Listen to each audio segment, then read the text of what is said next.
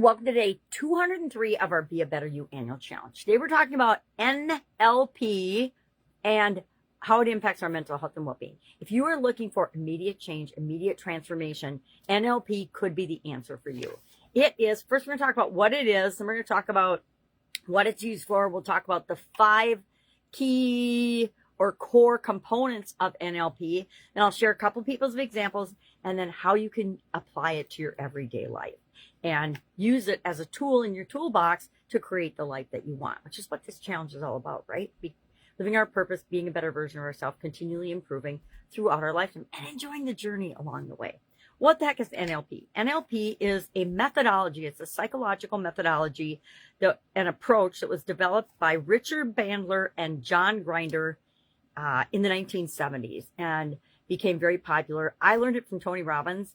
I am by no means an expert or practitioner in NLP, but I use it on myself a lot, and I teach other people to use it on themselves because it is such a powerful tool for improvement, for change, for working on things like reframing negative thoughts and beliefs, patterns, negative thought patterns, ants. It's a great way to kill ants.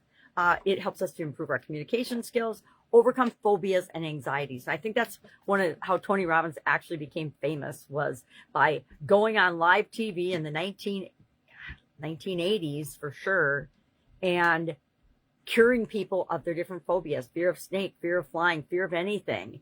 And he would change them immediately and eliminate that fear or phobia. And that is part of how he got his foothold and became originally known for neuro-linguistic programming. And he never became certified in it or trained in it, or he's definitely the expert in it now in terms of application and use. He's got it built into everything he does, everything he says. It's just a part of who he is now. It helps us to overcome phobias and anxieties, enhance confidence and self-esteem, and develop emotional intelligence. All things that most of us want to do these days, and especially as part of becoming a better version of ourselves. If I'm afraid to fly and I want to do something, if I want to travel and see the world, that's kind of hard if I'm afraid to fly. So if there's a technology or a technique, and really it's a methodology and a technique, it enhances our mental health and well-being in several ways. It helps to identify our negative self-talk and therefore remove and deal with it. Helps us to reprogram our limiting beliefs or kill our ants. Helps us to manage our emotions and reduce anxiety and stress. Again, usually things that most of us on the planet are looking to do. There's 5 core components of NLP. NLP stands for neuro-linguistic programming, and it deals with, and these two gentlemen discovered that there's a connection between our brain, our language, and our behaviors. And by changing and dealing with those different components, using these 5 core components of NLP, neuro-linguistic programming, you can transform and enhance that relationship nearly immediately, like right away in one session. So what are the 5 components? Number 1 is anchoring. Anchoring is creating an association between a physical thing, like a touch, like if you touch your fingers. A lot of hypnotists, my favorite hypnotist does this. When she wants you to anchor a certain feeling, she'll have you touch your thumb and index finger together. Some people tap. Some people do different things, but whatever it is, it's a physical touch. Touch your right arm, touch your nose. I do this for one of my affirmations. It's whatever works for you. But it combines a physical touch with the feeling that you want to trigger immediately. So if you're in a stressful situation, you might have a trigger set on your body for calm and for reducing your level of stress, and it'll work immediately once you set that anchor. Reframing, we've talked about reframing pretty often this year already, and that's when you change the meaning of an experience. You change the meaning of something that you've given a meaning to, because guess what? We assign meaning to things all the time. Things just happen. Events just happen. And we decide if it's positive or negative, good, bad, catastrophic, or just a little blip on the radar of what we're trying to create. So it involves using the tool of reframing. Visualization and mental rehearsal. Huge, right? We talked about that. And then And we talked about how Olympians and almost every single successful athlete uses visualization and rehearsal practice these days, mental rehearsal, because it's just as powerful as actually doing it to our brain. Creates neural pathways. The fourth thing is the swish pattern. And that's when it's a technique where you replace a negative image with thoughts of and positive alternatives. So I've used this one a lot on me. I got fired from a job once that was very negatively emotionally impactful on me. And I used the swish pattern to eliminate that. And we can talk about that. If you're not familiar with what the swish pattern is and you want to know, please put swish in the comments below, and we'll go into detail in another video about how to do any one of these things, right? And the fifth component of NLP is rapport building. NLP emphasizes the importance of matching and mirroring body language when you're working with someone, including yourself, on NLP. It's a vital skill for health professionals and for individuals alike when we want to interact and impact other people. So let me share a couple of people's stories and how they used NLP techniques to transform their personal experience. We've talked about Sarah before. Sarah is a 32-year-old marketing professional. She struggles with severe social anxiety that affects her career progression. It's definitely having a negative impact on her career. Well, it was. Through NLP, she learned anchoring techniques to evoke calmness before meetings. She also used visualization to rehearse successful presentations. Within 3 months, she reported a dramatic reduction in anxiety, improved confidence, and received a promotion at work.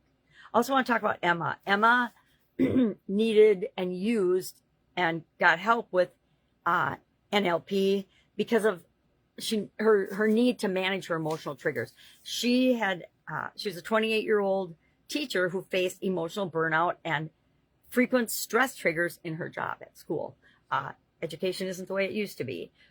Using NLP anchoring and language reframing, she created mental anchors to induce relaxation during stressful classroom situations. She also reprogrammed her inner dialogue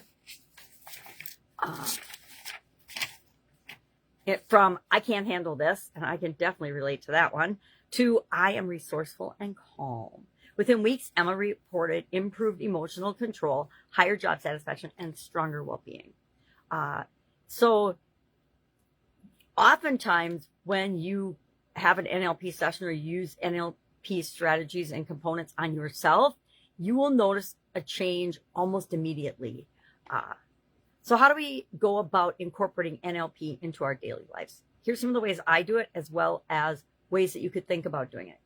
Number one, start your day with positive affirmations. I start my day with positive affirmations. I think I've shared that when I'm brushing my teeth every morning, I do my affirmations. It's just an easy way to, and I've been doing it for, I don't even know how many years I've been doing it so long, but once in a while I'll change them. But for the most part, over time, my affirmations have fallen into what's core and most important to me. But I do them when I brush my teeth.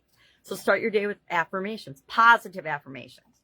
Visualize your goals for 5 minutes every morning or every night before you go to sleep. Visualize your most important goals and set an intention for the day. Create anchors for confidence, calmness, motivation, whatever is key and important to you. Set an anchor for it. And again, an anchor can be anything. It might be you're in a meeting and you just slightly rub your neck because somebody is saying something that's going to trigger you, but that is your calm anchor. Reframe setbacks by asking, what can I learn from this? I think one of the most powerful things I've ever done for myself personally was eliminate the possibility of failure for myself by learning from Tony Robbins how to redefine it, and reframed it as stepping stones, learning lessons. Failures are just the little steps along the way to what it is that I want to achieve.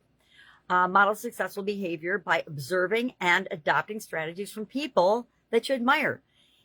We don't have to have direct coaches and mentors in order to model other people, right? I think modeling is one of the most positive and fastest, easiest, free ways you can do something.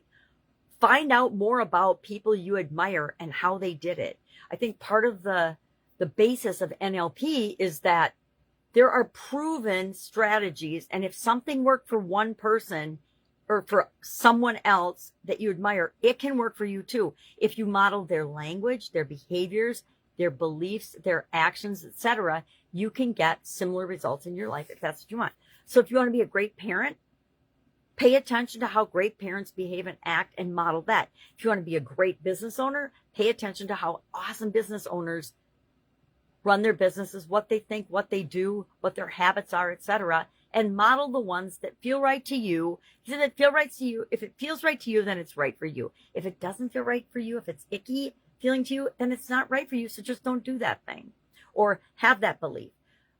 If sleazy business practices are not right for you, you'll stay away from anybody that is involved in sleazy business practices. All right. So what are we doing today? We're going to pick one of these NLP components to practice today, or we're going to pick a belief or something, or we're going to, let's either anchor, let's visualize. Let's use one of the 5 components: anchoring, reframing, visualization, and mental rehearsal, swish pattern, or rapport building today. Let's do one of those strategies today, or extra credit, do all of them. I'm going to do all of them today, I'm sure, at some time or other. But pick one and then share in the comments below what happened. And you might say, I don't feel any different. But then tomorrow or 3 days from now, you might be like, oh my God, this thing that usually triggers me, I use my anchor, it didn't trigger me at all.